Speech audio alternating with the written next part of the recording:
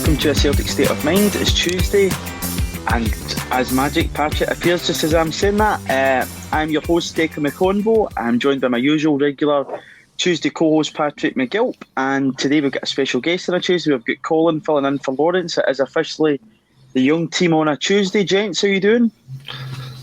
I'm basking in this. I've not been the young team for a couple of years now, so I'm taking everything that I can get right now. Good man. Patrick, how are you feeling? Not bad, not bad. Too well.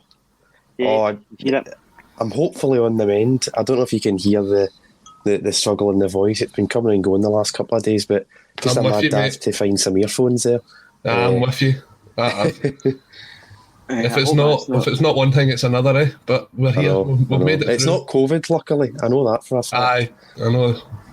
We are here though. We'll be covering all things Celtic. We'll be looking forward to Thursday night's Europa League fixture against Bayer Leverkusen, and we'll also be looking forward to Pittodrie, which I'll be lucky enough to be getting to attend. Looking forward to getting back up there for the first time since February 2020 when I scored that kind of goal at the very death. It's a great day out. But we'll kick off. First, I'm going to take a wee visit down memory lane. Since it's European Football Week this week, today coincides with two fixtures that probably stand out in Celtic. One maybe in Celtic history, one not in Celtic history, but you know what, again, that we'll all remember anyway. 1966, this was the first game on that run to the European final and becoming European champions against Zurich, with Joe McBride and Tommy Gemmell getting the new score sheet for Celtic.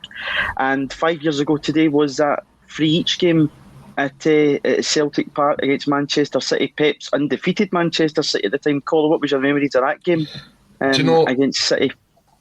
The kind of build up to that game was really interesting because it was all about the Battle of Britain, as they called it then, and Pep's team were the best footballing team in the world at that point. You've got the kind of Real Madrids and Barcelona's, but to watch Man City at that point, they were outstanding. And going into it, I don't think many Celtic fans really had much hope that we could get something out of the game. Yes, we were sort of building something, but it just, coming up against a team like that, it was almost a sort of damage limitation. A bit like, I think, how some people are feeling ahead of Thursday night, to be perfectly honest. It was actually the first Champions League game that my girlfriend had the opportunity to go to. And I just remember before kick-off doing the You'll Never Walk Alone, and she turned to me and she said, you don't actually understand how loud it is. You can hear it on the telly, but when you're there, and the goosebumps and the hairs in your arms stand up, that's when you realise how special a moment it is at Celtic Park. And to take the lead, and then just after half time, that goal from Moussa Dembele, it was outstanding. And then something just sort of twigged with City at that point, and then they got the equaliser, and then from that point on we were sort of holding on. But it was just one of those special European nights at Celtic Park, and hopefully it won't be too long before we're back in the kind of big tournament again, and we're giving teams like that a run for our money once again. Yeah, that is the place I think every Celtic fan wants the club to be. Obviously at this time we do find ourselves in the Europa League. We'll be playing a very good outfit on Thursday night, a team probably good enough calibre to actually be in the competition of the Champions League if you actually strip apart that Bayer Leverkusen side. Patrick, we'll kick off on this one. There's been a lot made about Celtic's midfield. Obviously our captain Callum McGregor's been out for a wee while now, and he's been playing that kind of holding midfielder position at the number 6, and joining him in there has been David Turnbull and Tom Rogic. We've saw Turnbull be used as the number 8, Rogic is the 10. Obviously we know that Turnbull can play as the 10. Are you still confident going forward that these two can play together? Because there's been a lot made about that they can't play together. Is it just the case that they've played too much football at this moment in time due to the fact that we've not got Callum McGregor in the midfield, and that we can't rotate too much, and we're just bringing in McCarthy or Sorrow to play that holding midfielder role and need to depend on those two as the creative midfielders? I think they probably can play together. I'm not sure about Europe. I'm not sure that you can have two players like that playing in Europe, because we've seen for years now how Rogic can totally go missing in a European game. He's not got the fitness or the legs or the speed to track back and press players and try and get the ball off the opposition. And from what we've seen of Turnbull early this season, we've seen that he's a very similar player. So I'm not sure you can afford two players like that. But then again, if you take one or both of them out, you've got very little in the midfield to create chances, to actually score goals. So it is a bit of a conundrum. Who replaces Callum McGregor in that sixth role that you talk about? I don't know either, because McCarthy went off at half time. Excuse me. At the weekend there. And, that's another massive gaping hole in our squad. So it's looking like it's backs against the wall on Thursday, like Colin said with the Man City game all those years ago. So I'm hoping for a similarly shocking but good result. Sorry, on you go. I was going to say, in that Man City game, near Beaton, I think everybody forgets how crucial a role they actually played at the start of that Brendan Rodgers era. We've obviously saw Beaton being used as a centre half in more recent times. Is it possible that we could see a return to him in the midfield as, in terms of the squad, what is one of the most experienced players within it? Beaton's one of these ones that the analytics guys can't quite work out. I mean, if you tell someone that he's a centre-back, some will argue he's a centre-mid or a defensive centre-mid, and if you do it, it's the same vice versa. I think Patrick's right in the fact that the players, when they're playing alongside each other, and you're talking about them playing the 8 and the 10 role, if you break it down, what you need is you need a holder, you need a box-to-box guy, and you need someone who's in that final third. And what you've got with both Turnbull and with Rogic is they're guys that thrive more in that final third. So at the minute you've got Turnbull playing the 8 role, which is traditionally the box-to-box midfielder. But one, he's not got the legs to do that because his stamina has shown that although he's now playing 90 minutes, he does tire towards the sort of last third of the game. And two, he's just not got the pace. I watched the game on Sunday from the house because I've not been well, but there was a ball that got played out wide. And you're thinking, if that's a winger or if it's anybody with a bit of speed, he's keeping that in to cross it over, and the ball went out. And that's not to say that Turnbull's a bad player. I think on his day he can be fantastic and a great addition to the squad, but he just doesn't suit that role. And I think that's where he's come under a lot of criticism this year. So when you look at it, what have you got as options for Thursday night? You've got Sorrow, who is very ill-disciplined.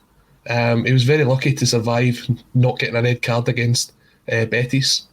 Then you've got potentially a half-fit McCarthy coming in, who was coming into a game, picked up a bit of a knock. Will he be fit for Thursday? The indications are that he may be, he may not be. There's also talk that McGregor could potentially come in. Do you risk him in a game like that?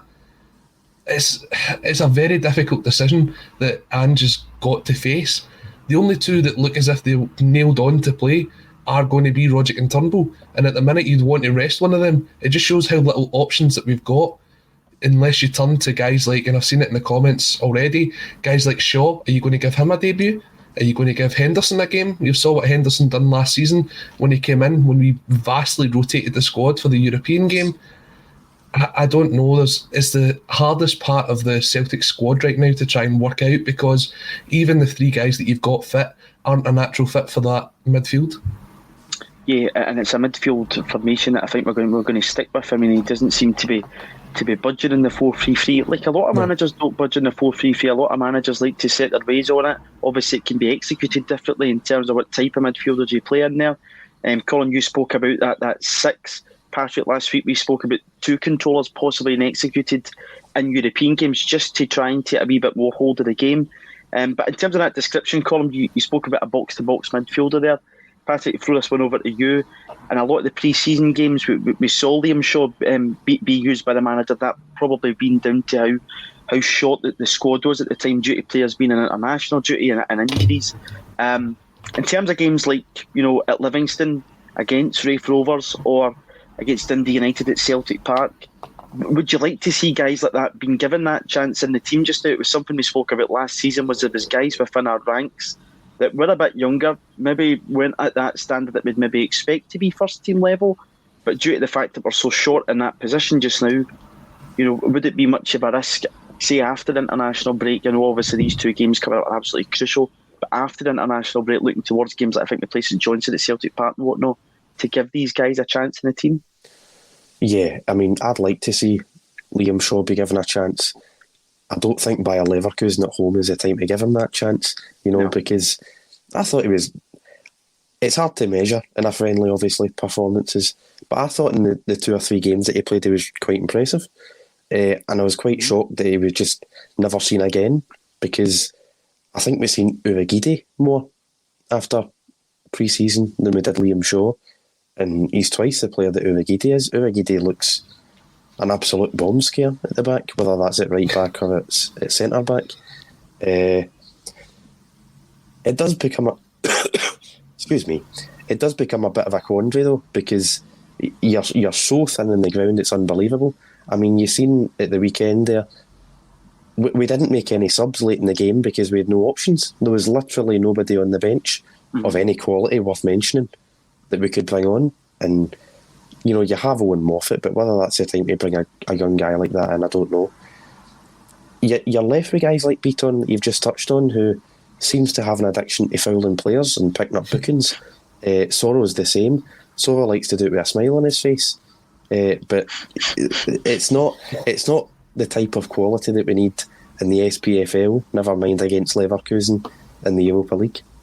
See, when you look at it, do you not think this is the chance that we had against Raith Rovers the other week to maybe play 1 or 2 of these guys? Yep. I think that's one of the... Although we won the game, I think mistakes were made there in the fact that if you've got so many games coming up, I think this is our 5th game in 14 days once you get to Pittodrie at the weekend. This is where guys like Henderson, if they've had 20-30 minutes here, you can turn to them, because otherwise, when's the last time he kicked the ball for Celtic? It was probably the B-team game against Morton. That's how long ago it is, and it's hard to get up to speed.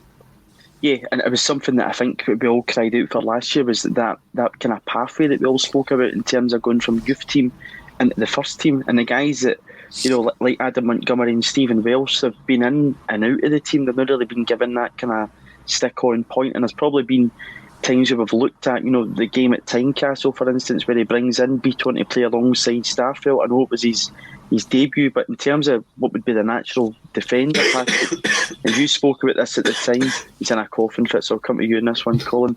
In terms of what they've been the natural defender at the time, we've probably seen mistakes made up until now in terms of personnel choices.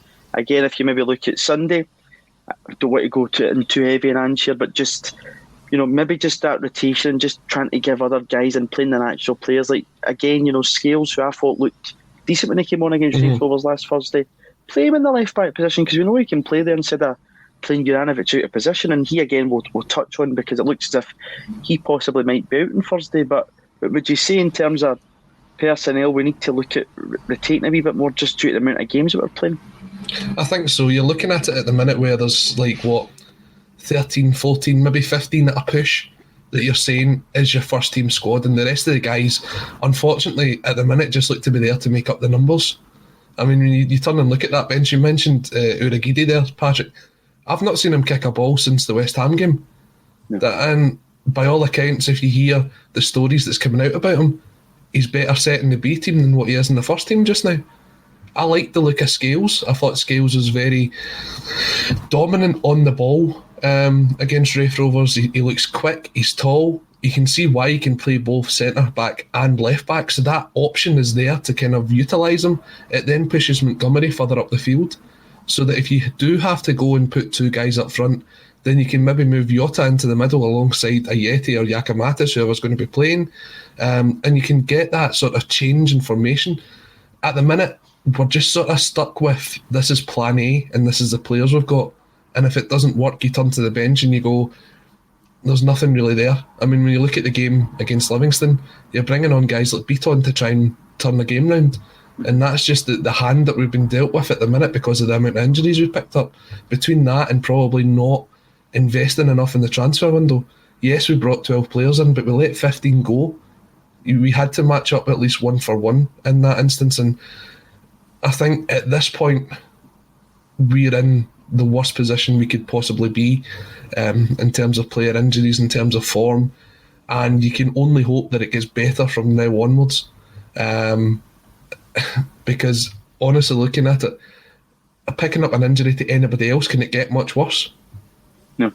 they can't. We've got, somebody in the comments, Patrick, are saying infirmary for you, but Celtic Park, Lennoxtown seems like a bit of an infirmary amount of players that we've got out injured. If you look at Giacomakis, obviously he sustained an injury in warming up last Thursday evening against Raith Rovers. We didn't see him feature in that game, or obviously there on Sunday. There's a possibility that he might be in the bench for Pataudry on Sunday. Throw this one over to you, Patrick. We saw a lot of the ball going out the box at Allen Vale and against Dundee United. Do you think we are preparing in terms of our game plan to suit a player like this, and we've just not got it at this moment in time, that we can, stick with the 4-3-3 formation, but Ajeti just isn't that type of player that's going to get onto. Yeah, and by the way, he scored a cracking header against Ross County at home, which he obviously, it was a good goal, but do you think we're preparing for somebody like that, a big target man to get the ball into? I think we're preparing for that when, Ange ball doesn't work, when plan A doesn't work, because the crosses are becoming more and more frequent every time we struggle in a game.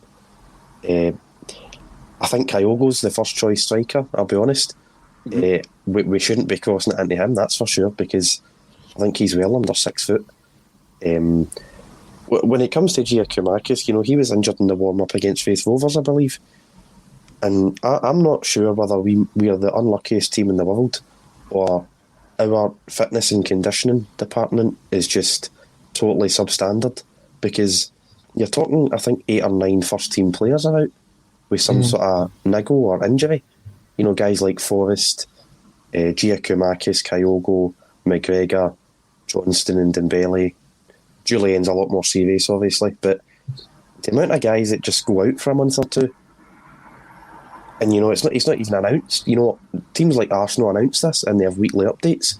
We need to wait for some sort of paper journalist in a press conference, to ask the manager. But going back to your question, I think he's working on a plan B, but at the moment he's forced into Soro and Beaton being that plan B, when he would actually like, players like Forrest, Giacomakis, guys like that, take him off the bench and try and make an impact. But, unfortunately, as Colin says, we're stuck with all these injuries, and there's not a lot we can do. We're in a really, really bad position. And I'm hoping he's right. I'm hoping things can only get better, as D-Ream once said. Colin, in terms of that, our departments and whatnot, we've just brought McElhone in. Matty Spence in the comments said we just appointed new head of sports science. I think it's still threadbare, and probably in terms of what we've got in that department just now is not at the standard that we probably had under Brendan Rodgers, and what we've lost even after Neil Lennon departed the club. Obviously Naylor's left the club. I think he's went to RB Leipzig, and there's a lot of other people left the club. Do you think it's time to really hone in on that and look at our personnel in there in terms of why players, particularly at Celtic, sustain injuries that they're out for so long? One of the most common being a calf injury that we seem to get so often that we just miss players from. Is it time to maybe look at that, or is it the training methods? Because we saw a comment come out last week, whether true or not, that McCarthy wasn't up to pace at all with the Celtic training methods and what Ange is doing. Is it time to look at both those factors? Do you know what's interesting? See if you take a look at it. There is actually a trend here in the fact that when Ronnie Dyler came in, I'll just let Patrick die there quietly. When Ronnie Dyler came in, this was a common theme. We saw players out injured. Guys like Kieran Tierney seemed to pick up an injury every couple of weeks. Scott Brown was out with a calf injury for a number of weeks. Callum McGregor picked up injuries.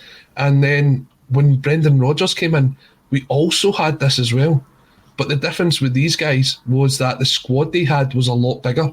So you probably didn't notice it as much at the time.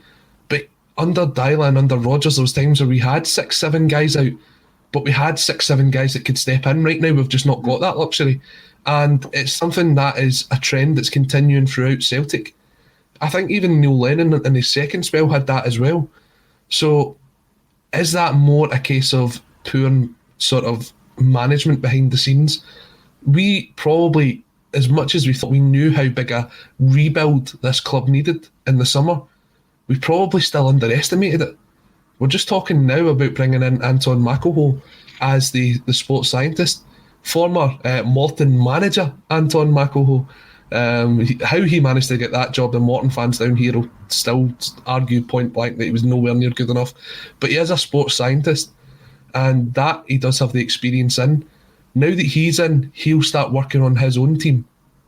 Ange is working on his own team in the background. You saw he's been stuck with the likes of Kennedy and Strachan and McManus.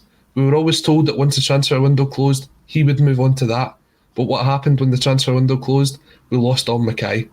So we had to then restructure up there as well. There is a lot going on behind the scenes at this club. And it's probably an underestimation to think that it could have been fixed in the space of 2 or 3 months. We're currently at the stage where Lennoxtown's just getting a redevelopment because we've still not got an indoor plastic pitch that we can train on. Things like that could offer an extra 10% going into games against Livingston where you are coming up against a team on a plastic pitch. Because I think as it stands, and somebody might tell me I'm wrong, Lennoxtown itself doesn't have a plastic pitch. We're redeveloping Barrafield to have one. And that's quite concerning. Yeah, you do need to adapt to, what you've got in front of you in the league, and obviously Livingston remain the only solitary team in the league now with a plastic pitch. But if you only go back to season before, Hamilton, Kilmarnock, Livingston, 3 games, 3 teams that, you want to pick up maximum points against. And, we can use the excuse of plastic pitches so often, but you need to, adapt in yourself to play in that surface and get used to it before you actually go and play. It's the same in European qualifiers. You find teams with it. Patrick, in terms of, sports science and what we've got and everything that Colin's talking there behind the scenes, how big a concern is that still to you? Sean Ross says in the comments, Ange said he wanted 3 or 4 in sports scientists. That is what he said in the press. We've all seen it. He said he needed help, I think, in those departments. It's obviously it's a concern to all of us, but how big a concern is it to you that we still don't have these people in the building? As Colin rightly points out, everything is not settled at Celtic Park just now. There's still a lot going on behind the scenes. We don't actually have a permanent CEO at this point in time either. Yeah, I mean, he said that a few months ago, I believe, at least a few weeks ago now anyway. And, we've managed to replace, albeit an interim version, but we've managed to replace a CEO. You seen how long it took to replace a manager. So when it comes to the footballing department, I don't think we had a big list of sports science guys ready. So I can see why it's taken a while. That's if they're going for it at all. They might just not be bothering. You really do not know with the charlatans that are running their club, what the agenda is here. I'm sure Ange will have names in his head, people in his head, people he's previously worked with. There's a Man City connection there. We've got our own Man City connection in Peter Lawwell's son. So I'm sure we could nick one of their guys. But, we're letting people go. I think you mentioned the guy Naylor, who left for Leipzig. Mm-hmm. And then you had Brendan Rodgers' protege that left in 2019 to Leicester. And I think the club were more than happy for him to leave. They didn't see the value in him. It's almost like the club don't value these guys when, we're racking up injuries. We're inferior in these departments to other teams who are 6 points ahead of us in the league. The manager is telling people publicly that he needs these guys in, and we appear to just not value them. So it's an absolute mystery. I don't think there's enough football people on the board, and we could go around in circles about the Celtic board all day, every day. But I'm really, really hoping Ange puts his foot down. We can get sports science guys in quicker than later, and hopefully kick on with less injuries from now on. I tell you what, it's almost as if we're firefighting at the moment.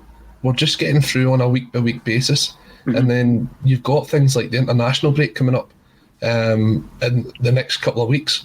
You're hoping, and in that time, you've got the time to actually concentrate on these areas, identify some of your targets, speak to them, try and bring them in, so that when it comes back around to the next round of fixtures, you've got some of these guys in place.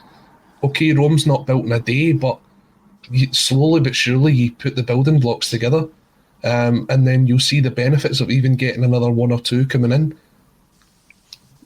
I think, Colin, though, when you look at the term rebuild, as you say, it's building blocks and it's putting something together that's going to last for a while, like what Brendan Rodgers did. And yeah, I completely accept that the results at this point in time haven't went in our favour. But if you have to start, saying, the manager's going to leave or whatever else, then you just completely tear apart anything that you've tried to build in place. Like McElhone coming in, I'd imagine that Ange is giving the nod to. Well, I would hope that he's giving the nod to. Yeah. If it was ever the case that the manager was to step away from the job or whatever, by next summer, then in terms of sports scientists and all that stuff, you need to start again. And you're bringing somebody in to work with a team that they don't know, and a lot of managers now in the modern game like to work with their own team that they've picked. John in the comments has said, I can't believe everyone blames our fitness team for injuries. 2 were horrendous tackles, 2 were in international duty. Giamakis and McCarthy had no pre-season. Forrest and Ankle-Spoon, we have very few soft tissues. To look at that in terms of challenges on our players, if you go back to the weekend, one that I never really picked up on until I saw the clip yesterday was Segrist on Abada. A lot was made about a penalty for Dundee United, but that challenge, Patrick, I'll throw this one over to you. I don't know if you saw the clip, but it's a really bad challenge, and I think if they had VAR in the league, or Kevin Clancy, I would hope if he had a replay, to say it's sending off, isn't it? Apologies. Yeah, I've seen it at the time. I've not seen the clip. I've not seen the replay, but it looked pretty bad at the time. And I thought it was a penalty. I'm not sure about sending off because I've not seen it back, but I thought it was a definite penalty. I thought we had a few shouts for a penalty. I've not watched the game back. I'm not rushing to watch back Celtic games that aren't victories, I'll be honest. I don't watch sports scene either if we don't win, Patrick. Don't worry, you're not the only one. But yeah, I thought we had a few penalty shouts, and I thought it was a pretty abysmal refereeing performance on Sunday. Actually, I thought there was quite a lot that we could have got that Kevin Clancy didn't give, and yeah, we had enough to win the game because we hit the bar 3 times, and Albion Ageti misses an open goal on the 21st minute or something.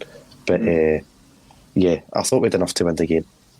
Yeah, Patrick, there's a few people saying they hope you're okay. Paddy's told you to recommended Cavonia to you. And somebody else has said send for an ambulance, so there you go, there is concern. I think probably Lennoxtown is occupying quite a lot of those injuries. Maybe just send you up there and they'll look after you with the rest of the boys. Colin, there's a lot made about the challenge from Vickers in the box, but to me, it's a foul in Starfelt before it even happens. Yeah, there's 2 fouls. You've got the foul on Starfelt, you've got the foul on the Dundee United player by Cameron Carter-Vickers. That's something he's got to be careful of, because I think it was only for the fact that the referee was having such a poor game that we managed to get away with that one. It was almost as if he knew he'd made the mistake before, so he was not given that one again. And I don't like that about Scottish referees. You see that quite often. It's if they give a bad decision, they try and equal it up in the second half of a game. That's something that's the standard of refereeing in Scottish football has to improve. It's not just for Celtic. It's you look at did you see the penalty that was given in the Premier Sports Cup for Hibs away at Dundee United?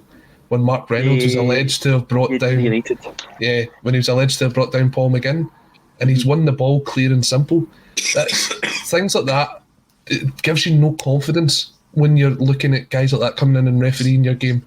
So that decisions like, as you said, the Fix one, the Segrist one, you just know that there's going to be something that you'll be talking about the day after the game because they've not got it right. The Segrist one, I think a lot of that comes down to the way that keepers are sort of told what to do to command their area.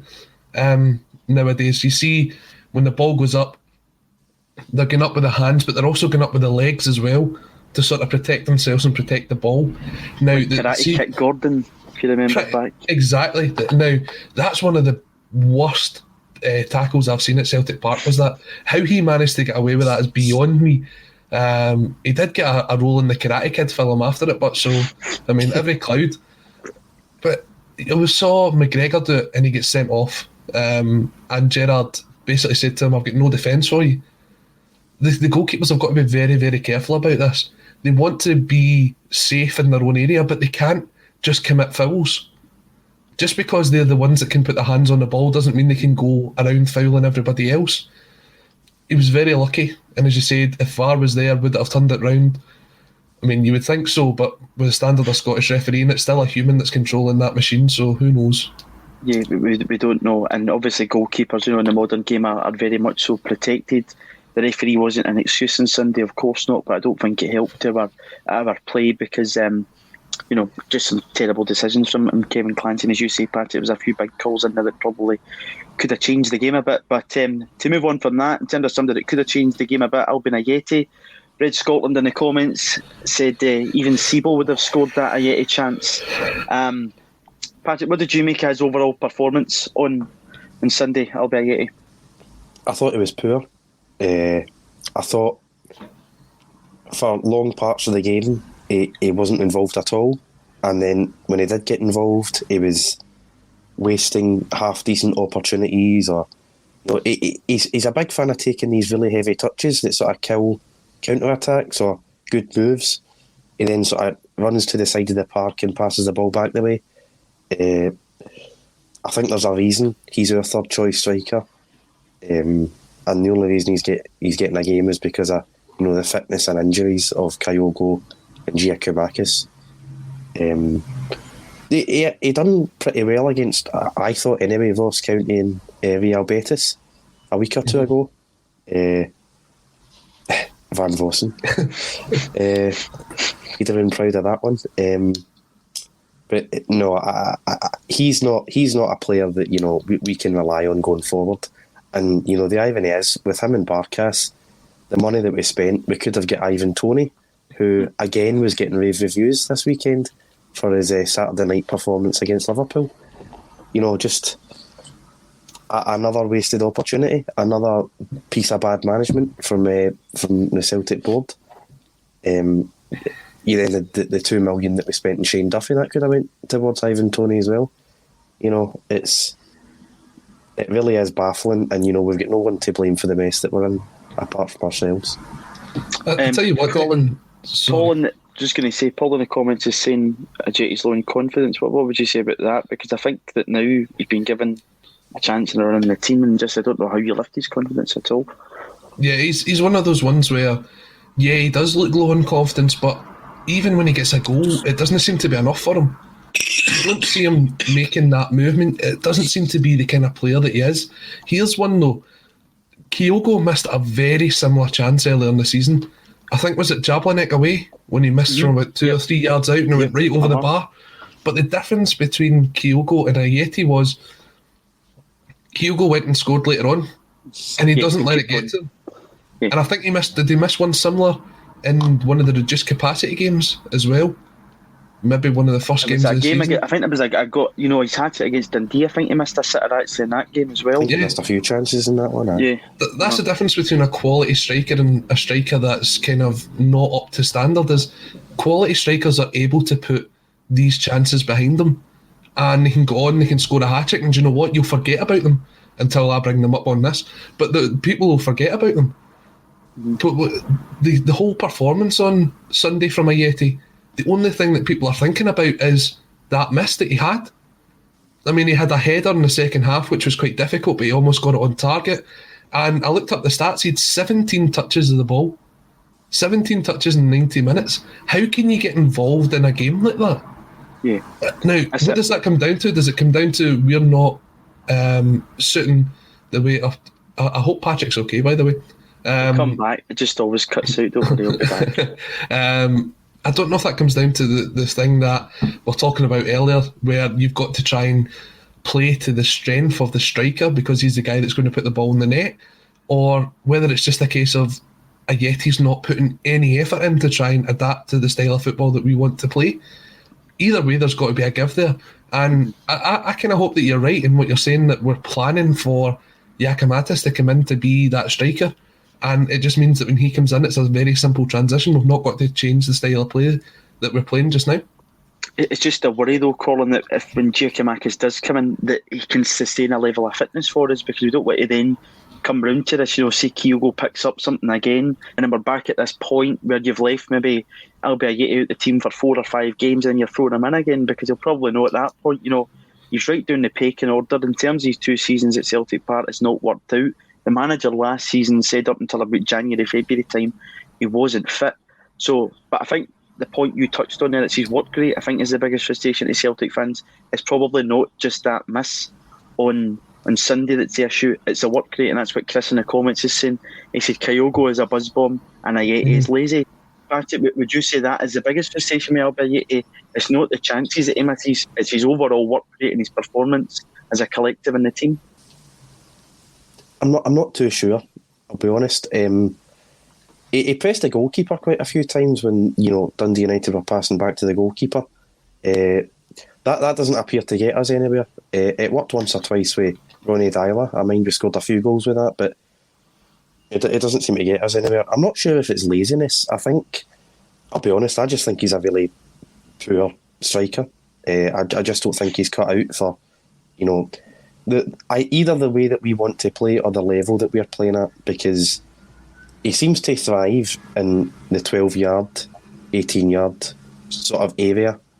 But when teams are getting 11 men behind the ball, he's only going to get 1 or 2 chances like that, especially if, as Colin says, he's only getting 17 touches all game. You can't afford to have a player like that, in my opinion, in the modern game, because you need all 11 players being part of the system, passing the ball, moving it forward, and I just don't think Ayeti's suited to that. See, when you look at it, Declan, where would Ayeti fit in at any other team in the Premier League, in the Scottish Premier League? Where does he fit in?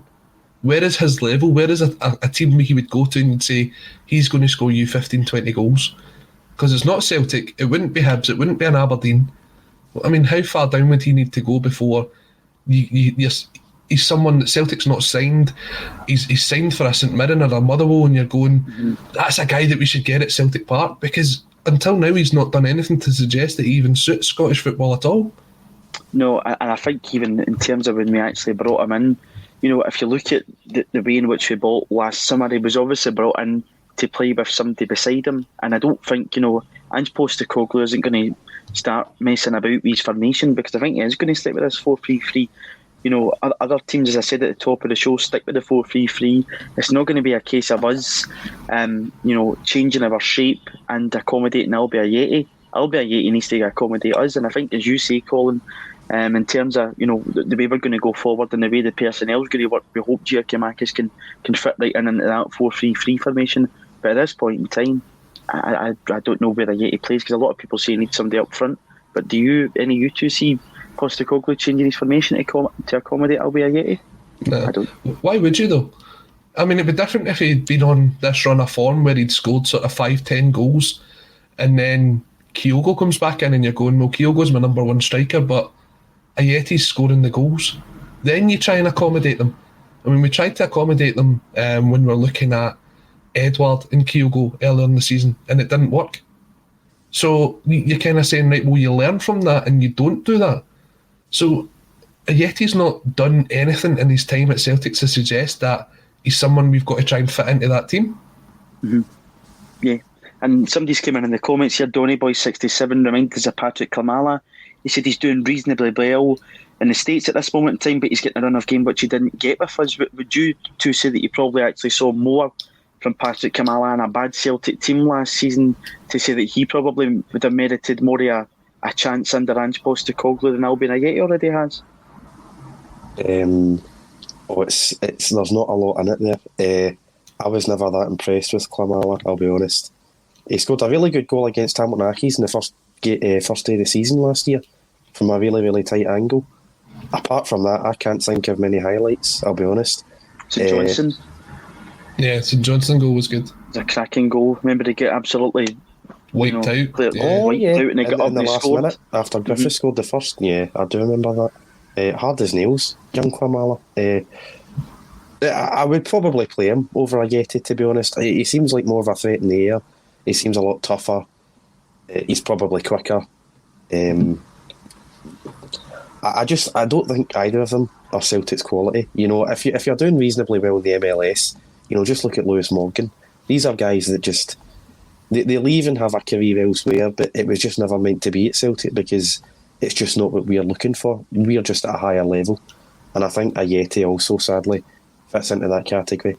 Luckily, I think we're only going to have to suffer him for 2 more games because Kyogo will be back after the international break. Yeah. Well, it looks like Kyogo has not been picked for Japan for this international break. He will be staying in Glasgow, meaning probably we'll see more photos with him as he seems to get about the place in Glasgow. But hopefully, fingers crossed, he will return for that game at Fir Park on the 16th of October. By the way, to give Motherwell a mention on this, they are doing a food bank collection drive. Hopefully there will be Celtic fans at that game, even though Celtic, aren't accommodating away fans at this moment in time. But if you are, looking to go along to that game in a few weeks' time, I will chip in with it, and I'm sure everybody else will take along anything or give something into the donations. I'm sure it'll go a long way to help people in the coming months in the run up to Christmas. To look forward towards Thursday, Leverkusen, when they came out the draw, they were always going to be a tough opponent. We've watched Celtic face some relatively tough German sides in the past 5 years or so. If you go back to that group that we're in with Man City, we saw Gladbach. We got a good result over there, but again we got schooled at Celtic Park by a Gladbach team that were decent, but they weren't anything to write home about, I didn't think, but they just completely played us off the park that night. Patrick, in terms of Leverkusen, obviously we went up, we went 2 up in Spain, and we crumbled a bit, didn't we? We didn't hold on to it. We looked a bit naive in terms of our game management. Do you think the manager will have learned a lesson from that Thursday night in Spain, to that if the same outcome happened on Thursday night, that we'd maybe make a sub quicker or change something in terms of the way that we play? I'm not sure there are subs to make. We're so thin on the ground that this is true. You're bringing on Beaton. That is the substitution. Unless he starts. God forbid. And you're bringing on Sorrell. Oh my! At least you get your booking points on your Bet365. My God, I think Ange said before the Betis game, correct me if I'm wrong, that if you're playing the biggest game of your career, you wouldn't change your style. So why would you change your style against, a Europa League group stage match against Real Betis? I don't think he's going to be changing anything. And this is where I begin to worry, because Brendan Rodgers done the exact same thing. We were thumped 5-0 against PSG at home, and when we went to play PSG away, we just set up the exact same way, except we had one more defender. We went with a back 5. If results don't go your way and you continue to play the same way, it's going to completely demoralise players, and you need to have something about you. Strachan managed it. Strachan famously got so many results in Europe for us, being having defensive masterclasses. I'm hoping that we can pull something off, because we appear to have a settled goalkeeper and back 4 compared to other areas of the park. We've got Ralston, we've got Carter Vickers, Starfelt or Welsh can play next to him, and who our first choice left back is, nobody knows. I don't think Ange even knows. I would like to see Scales. Dramatically, you would like to see Scales. You get that excited. Dramatically, Scales, you drop the phone and everything. What a disaster I'm having today. I'd like to see Scales just because of the height, the physicality. I think he's a quality player, and I'm hoping we pull off some sort of defensive masterclass, because we're so thin on the ground. I would take anything at the moment, to be honest. Colin, your thoughts about Thursday in terms of, will there be lessons learned from that game in Seville, or do you think what Patrick's saying is correct, that it won't change too much? And what would be your thoughts in the left back position? Obviously, Bolly and goalie, who we saw featured at the Spaghetti ad, is not in the Europa League squad, so it won't be him at left back. So who is it? Because there's a possibility that Juranovic might not even be playing on Thursday night. Yeah, so you've got the kind of toss of a coin between playing Adam Montgomery there or Liam Scales. And for the sake of whatever device that Patrick's using, I hope it's Liam Scales, because he might take his frustration out on it if it isn't. No, look, I think it's a kind of solid option, either one of the two of them. And I also think that if you play Scales at left back, you've got that option to push Montgomery forward, and he is another option to come off the bench as well. In an attacking sense, at the minute, there isn't really anybody there. Will Giakoumakis be on the bench? Who knows if he is? The likelihood is he's your only attacking option if you've got to play Montgomery at left back. So it's such a threadbare squad that there's probably players that are picked because they're the only option there. Anthony Ralston's going to be at right back. Nothing to do with the performances he's put in recently. It's just that he's the only one that's there. Mm-hmm. You're looking at the centre-half positions, Cameron Carter-Vickers, and then it's a toss of the coin between Welsh and Starfelt. We spoke about the sixth position, we spoke about the defenders, and then if Giakoumakis isn't fit, you've got to play a Yeti because he's your only recognised striker. There isn't any strikers coming through from the youth development system that you can say, we'll just put him on the bench, the same way that you did with Tony Watt against Barcelona. We'll just put him on the bench and we'll just see what happens. There isn't anybody there. Joey Dawson's the only one he's not even in the European squad because he's not eligible. Mm-hmm. I've seen a lot of people saying, Owen Moffat. Do you know what? If it's a case you've got to play, you've got to have at least 7-9 subs for European games. Throw Moffat on there. If Johnston's back and he can even play 15 minutes, get him on the bench. You've got to try and make up the numbers, but it's got to be numbers that you can get 10-15 minutes out of as well. And just on what you were mentioning before that about Motherwell, it's a great achievement that they're doing that food bank thing on October 16th. I hope to be at that game as well. And if anyone sees me at that game, it is my birthday, so feel free to buy me a pint. There you go. Colin's going to get, like, you're just getting free drink at ACSOM and everything now, mate. Just got to chance your luck, innit? Got to chance your luck. You do have to chance your luck. You're talking about right backs there. Tony Ralston, in terms of Leverkusen, we're going to come up against our old player in Jeremy Frimpong, who left for Leverkusen. I think we were all kind of shocked when he left in January. It was not one of the players that we expected to depart, but he's a stick on to play for Leverkusen on Thursday. Do you think we'll appreciate how good a footballer he was? Obviously, our time was cut short watching him in the flesh due to COVID, or do you think we'll realise that we probably were right to just cash in on him and get him out? Or do you think that under Ange we could have seen a different player? I think we definitely would have seen a different player under Ange. His first season, he slowly came into a game and he was, fairly consistent after he came onto a game. Second season, just like everyone else, complete disaster. Everyone was a shadow of their former selves in that second season. I distinctly remember the final balls that Frimpong was putting in. The crossing was absolutely diabolical. It was comparable to Ryan Christie's long shooting because of how diabolical it was. Even on form, I think 11 or 12 million was pretty good, considering Frimpong had only played 40 or 50 games for Celtic. So, I thought that was good business. I'd have liked to have held on to him because I think Tierney, we were offered about 10 million for Tierney after one season. We kept hold of him and look at the player he became. But I think the good thing about Thursday is we know Frimpong's weaknesses, we know what he's good at, how to exploit him, and it's always nice when these players come back after being relatively successful, and hopefully gets a good reception. But Jota probably, we would imagine, unless the unthinkable happens and we maybe see Abada go through the middle. There's been talk, it was mentioned yesterday that we could maybe see Montgomery on the left hand side, Jota moved out of position to the right hand side and Abada through the middle. I probably wouldn't be in favour of doing that. I'd rather stick with the two wingers. I thought the two of them played, I thought Jota on Sunday was excellent. I thought Abada had a decent game. I'd rather stick with them in their kind of natural positions. Why you would Colin, play 3 players out of position for absolutely no reason, I don't understand. Tennant's back in the comments. Colin is asking what your tipple is, so I think you might be taking up in that free drink through in Motherwell. Can't wait. So there you go. To look forward to Sunday at Pittodrie, we face an Aberdeen side like we face a Livingston side that are not in a good run of form. Aberdeen have not won in 8.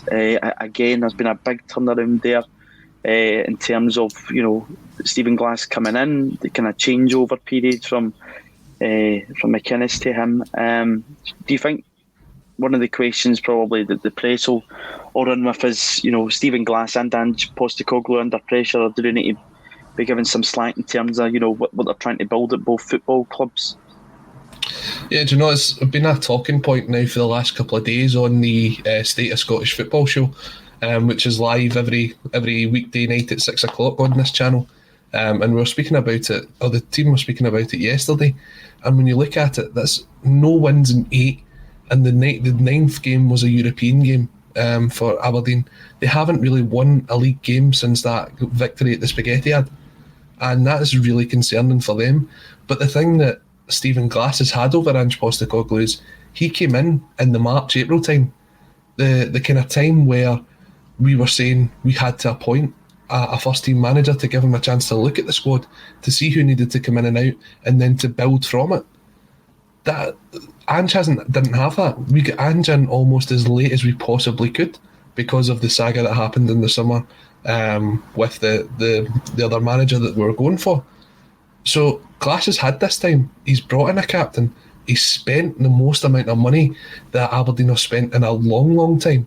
And they do have some very good players. Christian Ramirez up front could cause us a lot of problems at the weekend. He's a big handful of a striker. He scored a fantastic goal against St Mirren at the weekend. A header where he's basically thrown himself backwards just to connect onto it. But at the back, they just look so unstable. They've got the guy, David Bates, that used to play for Rangers. And if anybody's seen the highlights of that game at the weekend, he sells the jersey for all 3 goals. And at the minute you're looking at it and you're going, this is the perfect time to play Aberdeen because they are so poor.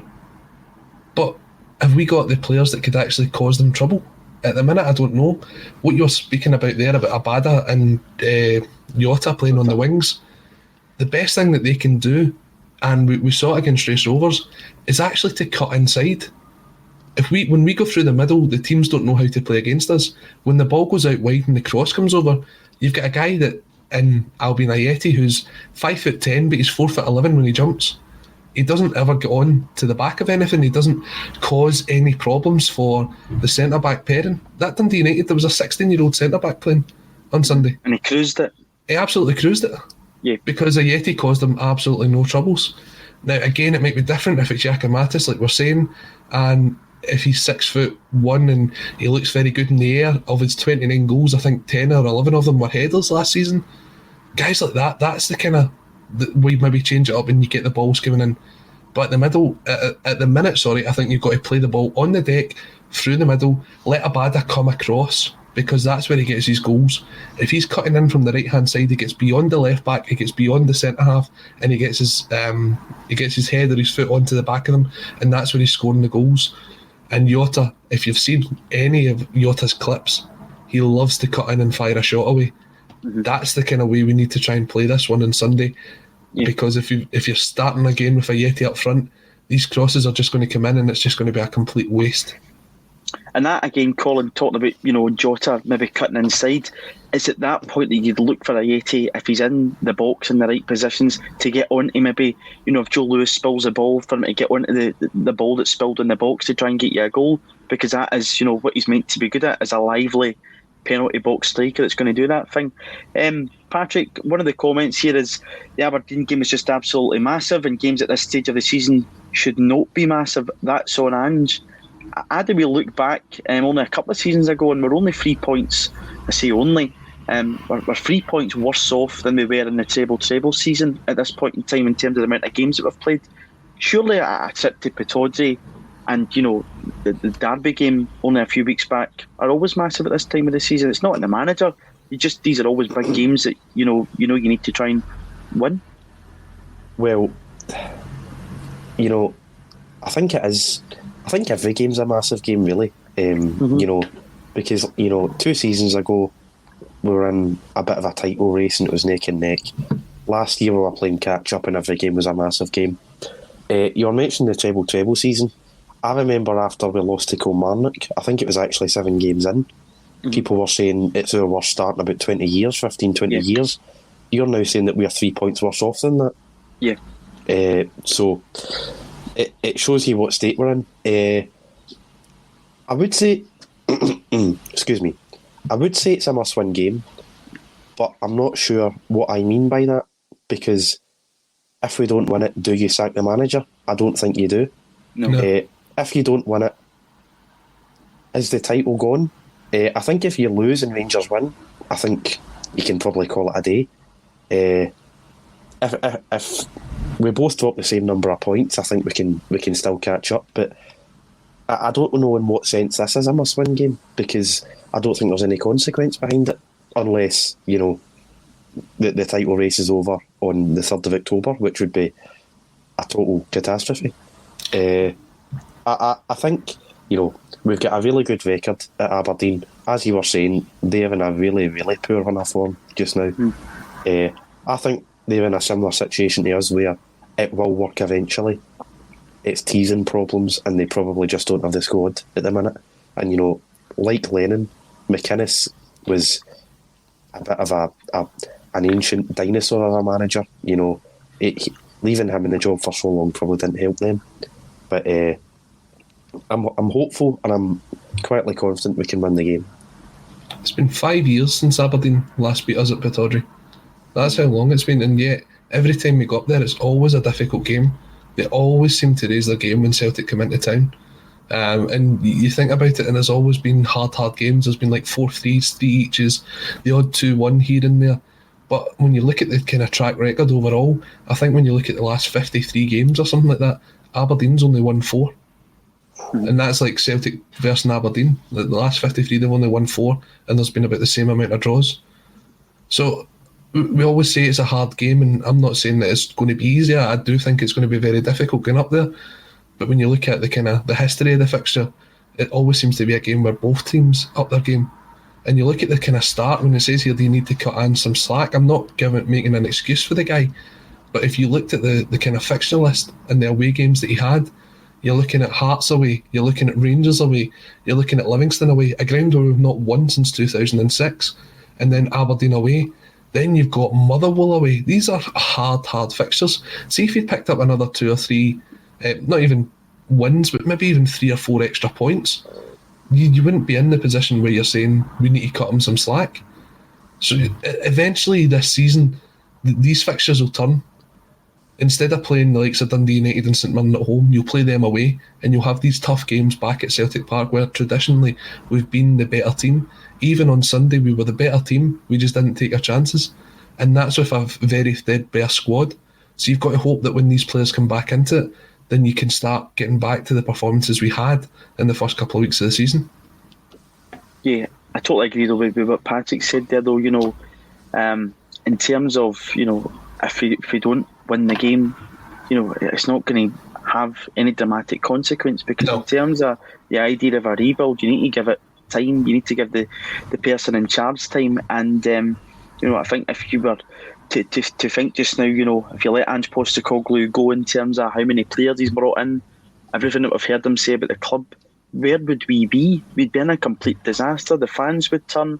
We'd be, you know, as much as this start of the season isn't what any of us would have wanted to, you know, we'd just put ourselves in a poorer position if we were to make any dramatic change. Just to look forward to the Scotland squad, which I think is going to come out this afternoon, just to wrap up on. In terms of the Celtic players, what Celtic players would you guys imagine will be included in Steve Clarke's squad? Obviously, we've got McGregor coming back from injury. I would hope, even though me and Patrick are going to the Israel game, that he's probably not actually picked for the squad, and rather he's up at Lennoxtown, because he's not really been featured too much under Steve Clarke recently. And then we've got Tony Ralston, who was not in the Scotland squad the last time round. He's obviously still been playing games. We've got David Turnbull and an injured James Forrest. I don't know if he'll be back in there. And we've also got Welsh and Montgomery. So just to throw that one out to the two years before we wrap up, who would you imagine that Steve Clarke will pick for these upcoming fixtures? Won a massive game, that game against Israel. I'm actually hoping to be at that game as well. But I think the only player that could maybe get in is David Turnbull. that's all we've got really at the minute. Everyone else is sort of a couple of niggling injuries and guys that you really don't want to be going away, because if they were to pick up another one, we're without them again for another month. So Turnbull's probably the only shout. Patrick? I think he could pick McGregor and then leave him on the bench for quite a few games. I can't see Welsh being picked. No. I think he was more likely to be picked the last time, and he hasn't been, and he's not started as many games since then, so I can't see that. So I'd agree with Turnbull and then maybe McGregor.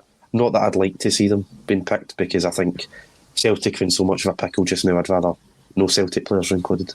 Yeah. We obviously want Scotland to do well, but I think for the injury crisis that we've got at this moment in time, we'd rather just a few of those Celtic players are left out the squad and picks at a few more people from down south and around the league. One being Lewis Ferguson, who I'd imagine we will likely face on Sunday. Thanks to everybody who has contributed today in the comments. Your comments are always welcome. And also, just to remind everybody, you can win a signed and framed Bobby Lennox print. Just subscribe to us on YouTube to enter. We're doing really well with the subscriptions. They're going up and up and up. And even though we're not getting the results that we'd hope for just now, it's always good to have everybody's interaction in the comments and their thoughts on Celtic at this moment in time. But to Colin Watt and Patrick McGilp, thank you for joining me on A Celtic State of Mind.